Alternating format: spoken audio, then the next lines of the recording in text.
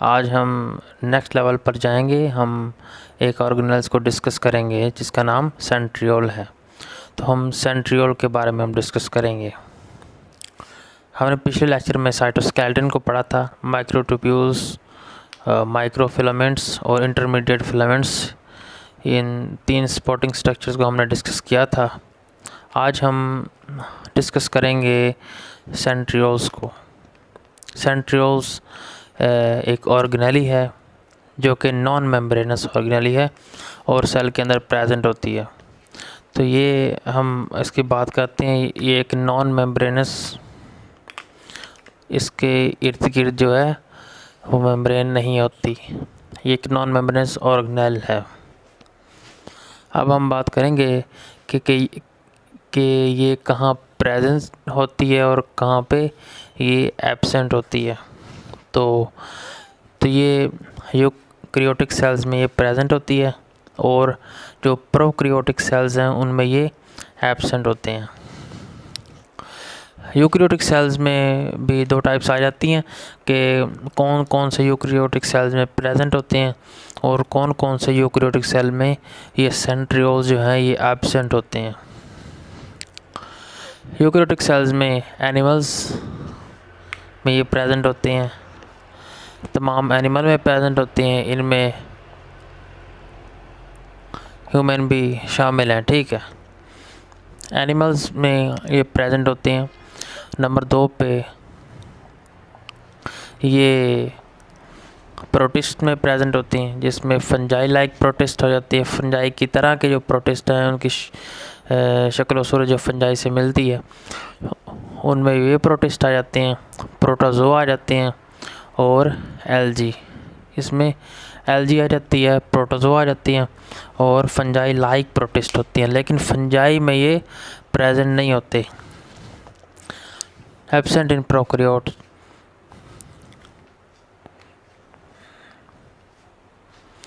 ये हमने बात की कि जो है ये प्रोकैरियोट्स में ये एब्सेंट होते हैं, नॉट प्रेजेंट। इनमें ये सेंट्रियोल प्रेजेंट नहीं होते। ठीक है, यूकैरियोटिक सेल में ये एनिमल्स और प्रोटिस्ट के अंदर ये प्रेजेंट होती हैं। प्रोटिस्ट के अंदर फंजाई लाइक प्रोटिस्ट आ जाती हैं, प्रोटोजोआ आ जाती हैं और एल्गी वगैरह इसमें आ जाते हैं। अब हम बात करेंगे कि कौन कौन से जो यूकैरियोटिक सेल्स हैं जिनमें एब्सेंट होते हैं। तो प्लांट्स जो हैं उनके अंदर जो सेंट्रियोल्स हैं ये एब्सेंट होते हैं और फंजाई में ये एब्सेंट होते हैं। इसमें भी एब्सेंट, फंजाई में ये एब्सेंट होते हैं। यूकैरियोटिक सेल्स की हमने बात कर ली कि ये इन यूकैरियोटिक सेल्स के अंदर, इन सेल्स के अंदर प्रोटिस्ट और एनिमल के सेल के अंदर ये प्रेजेंट होते हैं और प्लांट्स और फंजाई के अंदर ये एब्सेंट होते हैं। ठीक है, अब हम इसके स्ट्रक्चर के बारे में बात करेंगे। तो ये बहुत सिंपल स्ट्रक्चर हमने ड्रा किया है, तो आपके लिए ये नई ऑर्गेनेल होगी। तो हम डिस्कस करेंगे इसके स्ट्रक्चर के बारे में। ये जो इसके सराउंडिंग जो वाल है सेल की, ये है सेल मेम्ब्रेन। ये न्यूक्लियस है, न्यूक्लियस हमने ड्रा किया, न्यूक्लियस है। ठीक है, ये न्यूक्लियस के एक पेरिफेरल रीजन के अंदर ये प्रेजेंट होते हैं।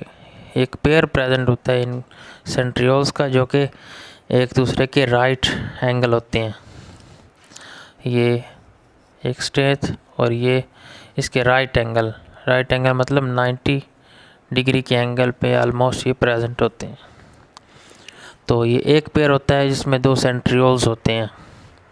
अब हम सेंट्रियोल्स की हम एनाटॉमी को डिस्कस करेंगे, जिसके अंदर हमने ड्रा किए हैं कि ये सिंगल सेंट्रियोल जो है, ये सिंगल सेंट्रियोल हमने ड्रा किया। ठीक है, इसका टॉप व्यू हम देखेंगे, जो एक साइड से ऊपर टॉप व्यू जिसको हम कहते हैं।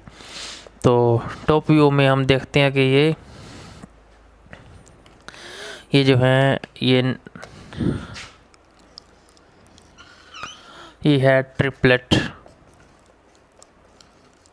Triplet of microtubules. ये जो है सिंगल माइक्रोट्यूब्यूल है,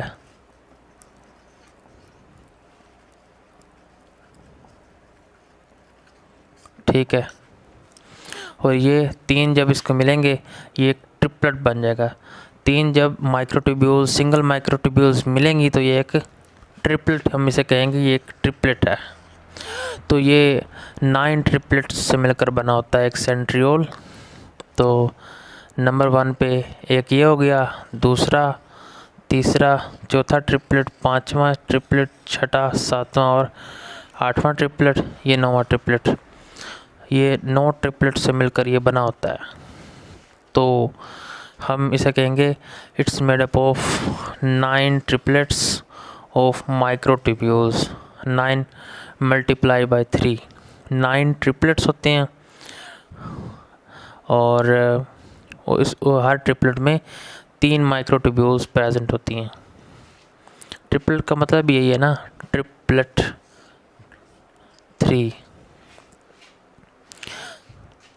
3 ट्रिपलेट हो गए, मल्टीप्लाई 9 ट्रिपलेट हैं, 3 माइक्रोट्यूब्यूल्स हो गए एक ट्रिपलेट के अंदर और 9 ट्रिपलेट्स हो गए। तो ये 9 मल्टीप्लाई बाय 3, ये 27 माइक्रोट्यूब्यूल्स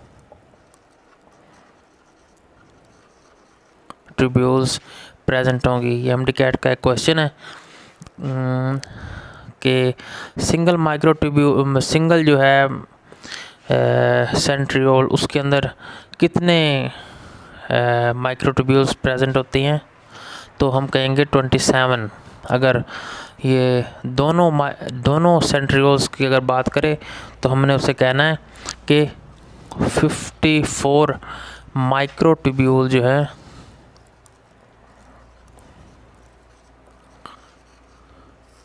वो प्रेजेंट होती हैं एक सेल के अंदर, एक नॉन डिवाइडिंग सेल के अंदर। एक नॉन डिवाइडिंग सेल के अंदर जो है वो 54 माइक्रोट्यूब्यूल्स प्रेजेंट होते हैं एक 2 सेंट्रियोल्स की फॉर्म में। तो ये जो रीजन है जिसके अंदर ये ग्रीन कलर का हमने बनाकर आपको शो किया है, रीजन जो है जहाँ ये सेंट्रियोल्स प्रेजेंट होते हैं, हम इसे कहते हैं centrosome. The region where centrioles present, where 2 centrioles या 1 पेयर। आपको पता है कि एक पेयर में 2 आते हैं। तो the region where the 1 pair या 2 centrioles are present is centrosome. Centrosome is a region where the centrioles are present. तो ये न्यूक्लियस की पेरिफेरी में ये प्रेजेंट होते हैं। अब हम बात करेंगे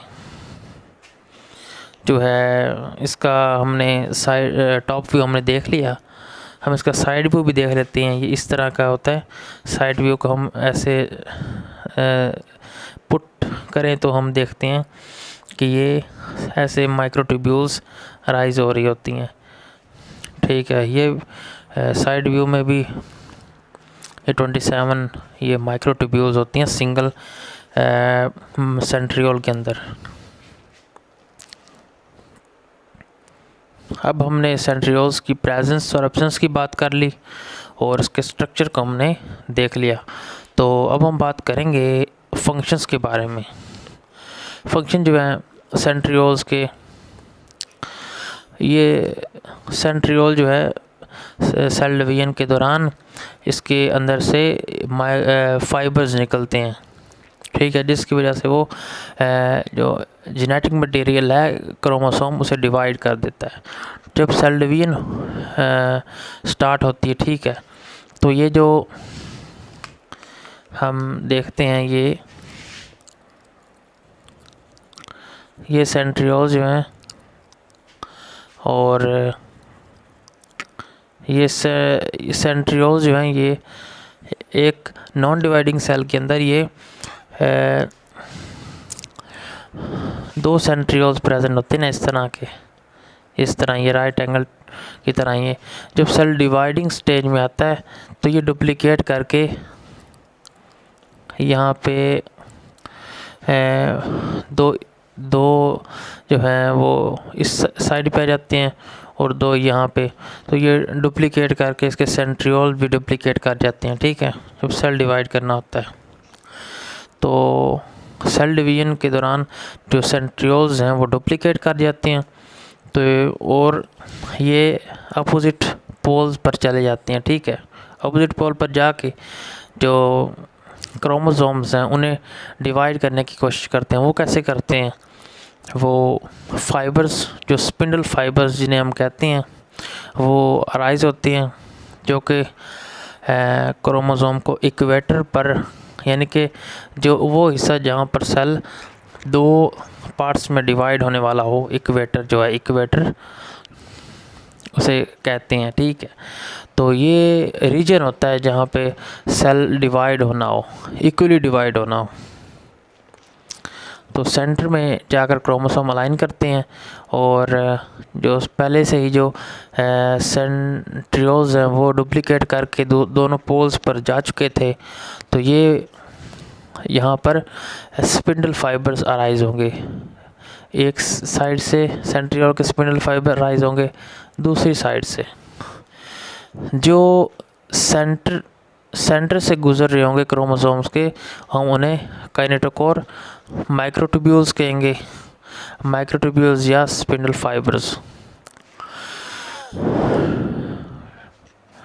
और जो इसके पोल से गुजर रहे होंगे यहाँ से क्रोमोसोम्स की, तो हम से कहेंगे पोलर माइक्रोट्यूब्यूल्स। ठीक है, और हम देख रहे हैं कि यहाँ सेंट्रियोल्स की भी साइड पर ये छोटे छोटे माइक्रोट्यूब्यूल्स राइज कर रही हैं, हम इसे कहेंगे एस्ट्रल माइक्रोट्यूब्यूल्स। ठीक है, तो ये जो है सेंट्रियोल्स जो हैं ये सेल डिवीजन के दौरान ये स्पिंडल फाइबर्स बनाते हैं, जिसकी वजह से सेल डिवाइड करता है, एनिमल सेल डिवाइड करता है। ये एनिमल सेल की हम बात कर रहे हैं, प्लांट सेल की हम बाद में करेंगे। तो ये स्पिंडल फाइबर्स अराइज करता है जिसकी वजह से सेल डिवाइड करता है, एनिमल सेल डिवाइड करता है। हमने ये बात कर ली, और हम बात करेंगे कि सेंट्रियोल से भी एक स्ट्रक्चर बनता है, सिलिया बेसल बॉडीज़। ठीक है, ये भी सेंट्रियोल से बनते हैं, बेसल बॉडीज़। इससे सिलिया और फ्लैजेला ये दोनों अराइज करते हैं। बेसल बॉडीज़ जो हैं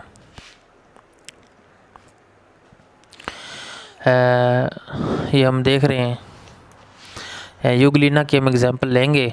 यहाँ पे ये यूग्लिना की ये स्ट्रक्चर है, इस टाइप की, ये हार्ट टाइप स्ट्रक्चर हमने बनाई है।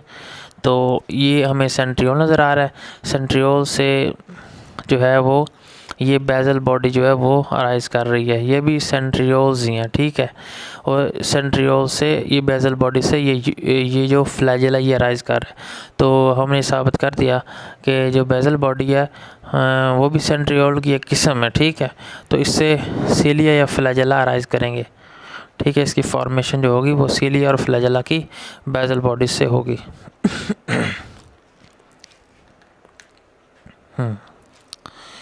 साइटोकाइनेसिस के दौरान जो है जो सेल मेम्ब्रेन की जो फर्विंग डेवलप होती है, जिसकी वजह से जो सेल डिवाइड कर जाता है। ठीक है, सेल मेम्ब्रेन की फर्विंग होती है और सेल डिवाइड कर जाता है, तो यह भी इन्हीं सेंट्रियोल्स की वजह से ही होता है। ठीक है, हम बात करेंगे बेसल बॉडी की। हम बेसल बॉडी तो हमने डिस्कस कर ली कि ये सिलिया और फ्लैजेला बनाने के लिए इम्पोर्टेंट है। ठीक है, तो हम बेसल बॉडी को भी थोड़ा सा डिस्कस कर लेते हैं, उसके स्ट्रक्चर को। तो इसमें जो है हमने सेंट्रियोल्स के अंदर पढ़ा था, इसमें जो माइक्रोट्यूब्यूल्स के हैं वो ट्रिपलेट्स मौजूद होते हैं, लेकिन यहाँ पे ऐसा नहीं होता, यहाँ पे डुप्लेट्स मौजूद होते हैं। ये डुप्लेट, ये डुप्लेट, ऐसे ही 9 9 डुप्लेट्स जो हैं ये प्रेजेंट होते हैं, ठीक है। 9 डुप्लेट्स जो है बेसल बॉडी के अंदर प्रेजेंट होते हैं। और हम यहाँ देख रहे हैं कि सेंटर में भी एक डुप्लेट प्रेजेंट है, सेंट्रल रीजन में ये माइक्रोट्यूब्यूल्स का ये डुप्लेट जो है ये प्रेजेंट है। तो एक सेंटर में होगा डुप्लेट, या दोनों माइक्रोट्यूब्यूल्स होंगे, और 9 जो है डुप्लेट्स हैं वो उसके इर्द गिर्द होंगे, ठीक है। और एक डुप्लेट सेंटर में होगा, ठीक है। ये 9 डुप्लेट्स ये हमने देखे। तो बेसल बॉडी जो है ये सीलिया और फ्लैजेला ये दोनों को अराइज करने के लिए इसकी फॉर्मेशन में ये इम्पोर्टेंट होती है। यहाँ से सीलिया और फ्लैजेला वो अराइज करते हैं।